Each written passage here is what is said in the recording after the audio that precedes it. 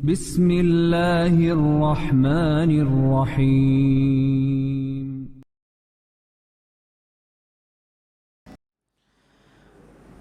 Dan kepada Nabi Dawud kami karuniakan anak bernama Sulaiman.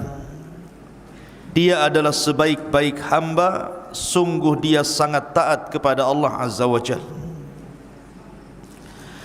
Idh urida alaihi bil ashyi as-safinatul jiyad. Ketika pada suatu sore dipertunjukkan kepada Sulaiman kuda-kuda yang jinak tetapi sangat cepat larinya. Faqala inni ahbabtu hubbal khairi an dzikri rabbi hatta tawarat bil hijab. Maka dia berkata, sesungguhnya aku sangat menyukai segala yang baik, maksudnya kuda, yang membuat aku ingat akan kebesaran Tuhanku sampai matahari terbenam. Rudduha alayya fatafiqa massan bisuk wal a'naq. Bawalah semua kuda-kuda itu kepadaku. Lalu dia mengusap-usap kaki dan leher kuda itu. Walaqad fatanna Sulaiman wa alqaina ala kursiyyihi jasadan thumma anab. Dan sungguh kami telah menguji Sulaiman dan kami jadikan dia tergeletak di atas kursinya sebagai tubuh yang sangat lemah karena sakit, kemudian dia bertobat. Qala rabbighfirli wa habli mulkan la yanbaghi li ahadin min ba'di innaka antal wahhab. Kemudian Sulaiman pun berkata, ya Tuhanku, ampunilah aku dan anugerahkan kepadaku kerajaan yang tidak dimiliki oleh siapapun setelahku. Sungguh engkau yang maha pemberi. Fasakharna lahu riha tajri bi amrihi rukha'an haitsu asab. Kemudian kami tundukkan kepada Sulaiman angin yang berhembus dengan baik menurut perintahnya kemana saja Sulaiman berkehendak pergi. Taib masyiral muslimin yang dimuliakan Allah Azza wa Jalla, dalam surah As-Sad ini terdapat kisah yang disebut dengan Sulaiman atau Nabi Allah Sulaiman dan kesukaan beliau dengan kuda perang. Jadi suatu sore Nabi Allah Sulaiman alaihi salatu wassalam, ikhwan, itu sangat cinta dengan kuda. Jadi ada beberapa orang yang kita lihat di masyarakat itu kan punya hobi dengan binatang.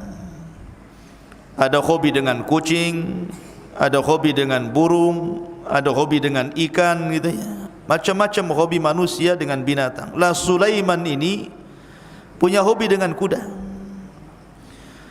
Bahkan ada yang mengatakan bahwa jumlah kuda Sulaiman itu sampai 10.000 kuda. Bahkan ada yang mengatakan sampai 20.000 kuda. Dan kuda-kuda Sulaiman itu memiliki sayap. Dia bisa berlari dengan kencang karena punya sayap. Dari mana kita tahu bahwa kuda-kuda Sulaiman itu punya sayap? Karena ada hadis Nabi SAW ketika Aisyah radhiyallahu anha ketika itu bermain dengan boneka kuda. Dan Aisyah radhiyallahu anha sangat suka dengan boneka kuda yang bersayap itu. Kata Nabi SAW, kenapa kok kuda ada sayapnya? Maka Aisyah radhiyallahu anha mengatakan, ama sami'ta ya Rasulullah anna li Sulaiman khailan laha ajnihatun. Tidakkah kau mendengar wahai Rasul bahwa Nabi Sulaiman itu punya kuda yang bersayap? Fadhahikan Nabi sallallahu alaihi wasallam hatta ru'at atau hatta ra'at nawajiduhu. Maka Nabi sallallahu alaihi wasallam kemudian tersenyum dan tertawa. Dari hadis ini menunjukkan bahwa kuda Sulaiman itu memiliki sayap. Jadi suatu ketika Nabi Sulaiman itu hendak membariskan pasukan kuda, karena Sulaiman itu diberikan anugerah oleh Allah bisa menundukkan binatang. Di sore hari Sulaiman membariskan kuda-kuda perangnya. Lah akhirnya Allah takdirkan Sulaiman ini lupa. Harusnya di sore hari itu dia salat, tapi karena keasikan dengan kuda-kudanya, akhirnya dia pun meninggalkan salat dan baru ingat setelah terbenam matahari. Dari sini kisah Sulaiman dimulai dengan kuda perang. Akhirnya dia pun marah dengan kuda-kudanya. Makanya di sini Allah Subhanahu wa taala mengatakan idz urida alaihi bil asyi as-safinatul jiyad. Ketika pada suatu sore dipertontonkan kepada Sulaiman kuda-kuda jinak yang sangat cepat larinya karena memang bersayap. Kemudian Sulaiman mengatakan faqala inni ahbabtu hubbal khair.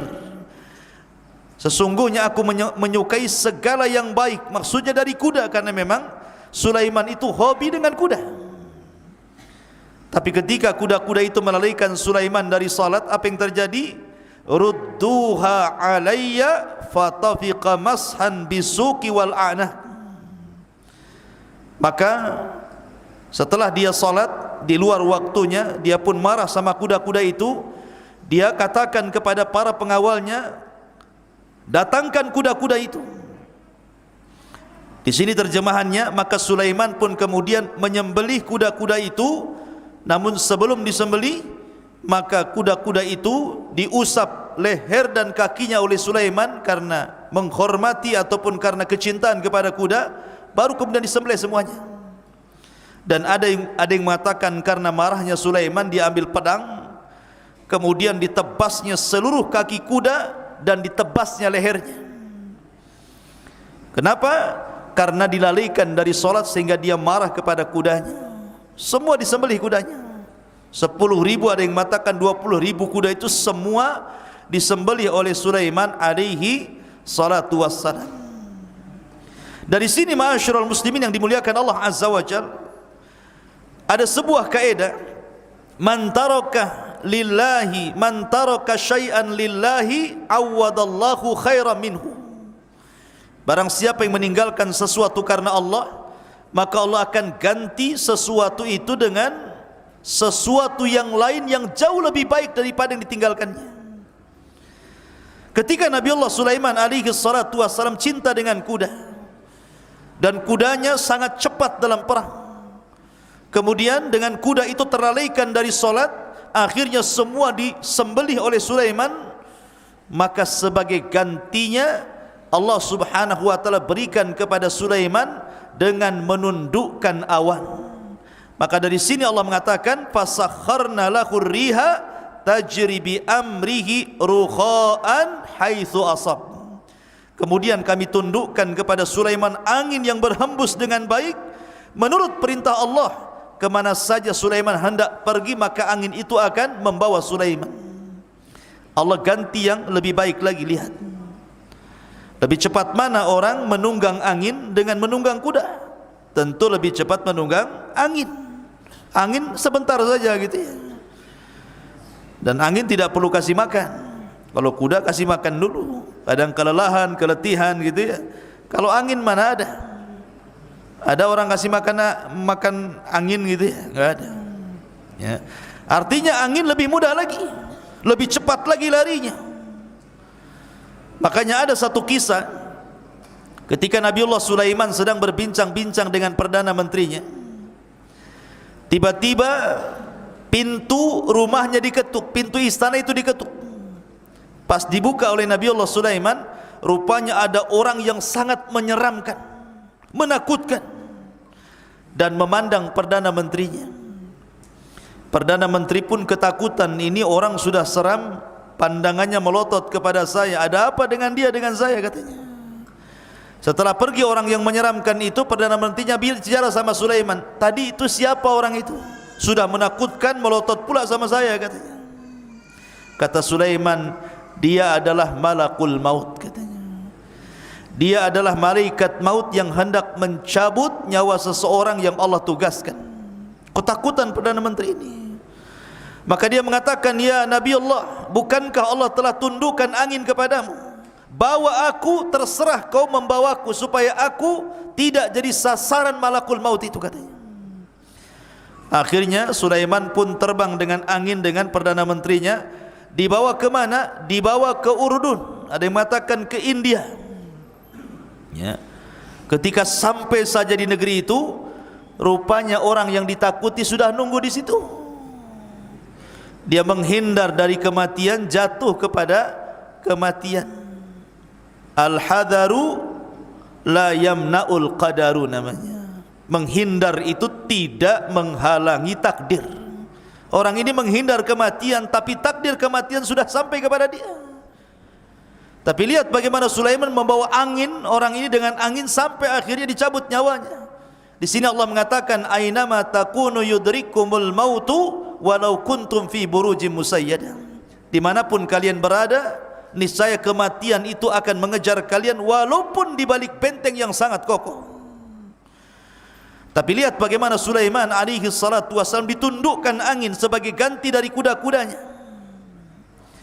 Ma'asyiral muslimin yang dimuliakan Allah Azza wa Jal, maka peganglah sebuah kaidah, man taraka syai'an lillahi awwadallahu khairan minhu. Barang siapa yang meninggalkan sesuatu karena Allah, maka Allah ganti sesuatu itu dengan yang jauh lebih baik lagi.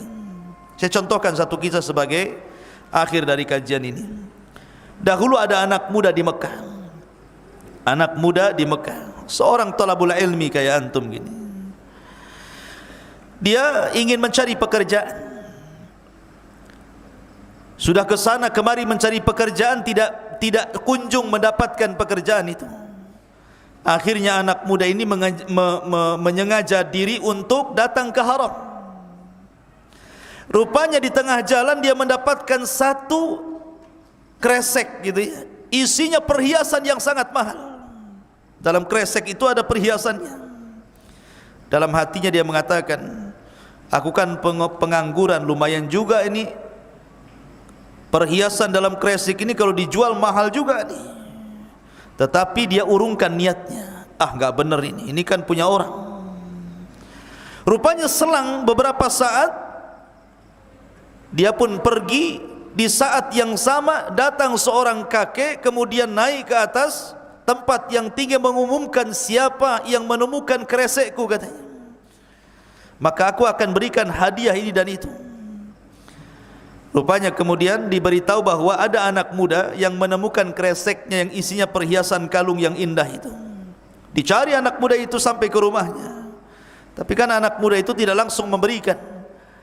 Begitulah orang yang menemukan barang hilang, jangan langsung diberikan, tetapi tanya dulu warna kreseknya apa, dalamnya seperti apa, isinya apa gitu ya. Apalagi ini perhiasan mahal. Tapi karena memang itu barangnya si kakek itu tersebut, persis ciri-cirinya, akhirnya diberikan kepada sang kakek itu. Ketika sang kakek itu dengan senang mendapatkan perhiasannya, dia pun kemudian hendak memberikan upah, uang yang cukup banyak kepada anak muda itu, tapi ditolaknya. Maka sang kakek hanya mengatakan, jazakumullah khairan, semoga Allah membalas dengan balasan yang jauh lebih baik lagi. Pertemuan anak muda dengan kakek ini sampai di sini. Sudah enggak ada lagi cerita. Akhirnya anak muda ini ingin jauh mencari pekerjaan karena di sekitar haram tidak dapat. Dia ingin mencari pekerjaan yang jauh lagi, sampai dia menyeberangi sebuah sungai. Dan Allah takdirkan kapalnya karam. Setelah karam kapalnya, rupanya dia siuman berada di sebuah pulau. Karena dia ketakutan, dia menjauh terus. Akhirnya dia masuk ke dalam. Rupanya ada perkampungan dan di situ ada masjid. Tapi sayang masjid ini tidak terawat, tidak pernah disapu, tidak pernah dibersihkan, kotor luar biasa. Masuklah anak muda ini ke masjid karena dia orang saleh, talabul ilmi. Dibersihkan masjid itu, tiba-tiba dia azan. Setelah azan, tiba-tiba orang-orang kampung di situ datang, merasa heran, merasa kagum dengan suaranya. Akhirnya kemudian Anak muda itu pun diminta oleh orang kampung tersebut untuk menjadi imam masjid di situ dan mengajarkan anak-anak mereka dengan gaji sekian dan sekian. Alhamdulillah, nikmat dari Allah. Akhirnya dia pun jadi imam, mengajarkan anak-anak kampung tersebut dan mendapatkan mukafaah yang cukup. Ketika sudah bertahun-tahun di situ, uang sudah banyak, akhirnya dia ingin kembali ke kampungnya, kembali ke Haram. Maka orang-orang kampung takut kalau seandainya imam ini, orang baik ini meninggalkan masjid, maka akan terjadi kekosongan lagi di masjid itu. Untuk mengikat anak muda itu, akhirnya anak muda itu dijodohkan dengan satu gadis yang sangat super cantik di desa itu. Disuruh ta'aruf, disuruh nazar. Kata anak muda, oke, saya ingin tengok gadisnya kayak apa, katanya. Ketika dipertemukan dengan gadis itu, namanya nazar, melihat, ta'aruf, anak muda itu tidak melihat wajah gadis itu. Yang dilihat lehernya, yang dilihat perhiasan di lehernya, sehingga kemudian gadis itu menangis seolah-olah tidak dimuliakan. Orang nazar kan melihat wajah, kenapa pula leher yang dilihat? Maka orang-orang mengatakan, ya fulan kasarta qalbaha, kau sudah menghancurkan hatinya, kau tidak memandang wajahnya, kau pula lihat lehernya. Kata anak muda, tidak, aku sudah melihat sekilas wanita itu sangat cantik, akan tetapi aku terkenang di kalung yang ada di lehernya. Kemudian dia cerita, dulu saya pernah mendapatkan kresek, isinya kalung. Kenapa pula kalung yang dulu kutemui, yang kuserahkan kepada kakek itu ada di leher gadis ini, katanya. Akhirnya kemudian semua bertakbir Allahu Akbar dan mengatakan, sungguh cerita kamu persis seperti cerita kakek wanita ini. Wanita ini putri daripada kakek yang kau temui di Haram itu. Subhanallah. Akhirnya menikahlah anak muda ini dengan wanita tersebut. Bukan hanya dapat kalungnya, tapi dapat pemilik kalungnya sekalian. Kalau dulu kan ingin dapat kalungnya saja tuh, sekarang sak pemilik kalung-kalungnya pun dia dapat. Akhirnya Allah anugerahkan punya anak dua. Allah takdirkan selang beberapa waktu istrinya meninggal. Secara otomatis kalungnya menjadi waris, dia dapat separuh kan, dan separuhnya untuk anak-anaknya. Allah takdirkan anak-anaknya pun meninggal, maka murni kalung itu milik dia. Akhirnya dia jual kalung itu dan dia gunakan untuk modal. Allah takdirkan modal dari penjualan kalung itu menjadi usaha yang sangat besar, akhirnya menjadi kaya raya. Ya. Barang siapa yang meninggalkan sesuatu karena Allah, Allah ganti yang lebih baik. Dulu dia hendak mengambil kalung dengan cara zalim kan gitu. Mumpung nemu kalung nih mau saya ambil gitu. Tapi dia urungkan niatnya karena Allah. Sekarang kalung itu justru menjadi modal bagi dia dan sebab itulah dia menjadi kaya raya. Maka barang siapa yang meninggalkan sesuatu karena Allah, Allah ganti sesuatu itu yang jauh lebih baik lagi. Subhanakallahumma bihamdika asyhadu an la ilaha illa anta astaghfiruka wa atubu ilaik. Allahu ta'ala.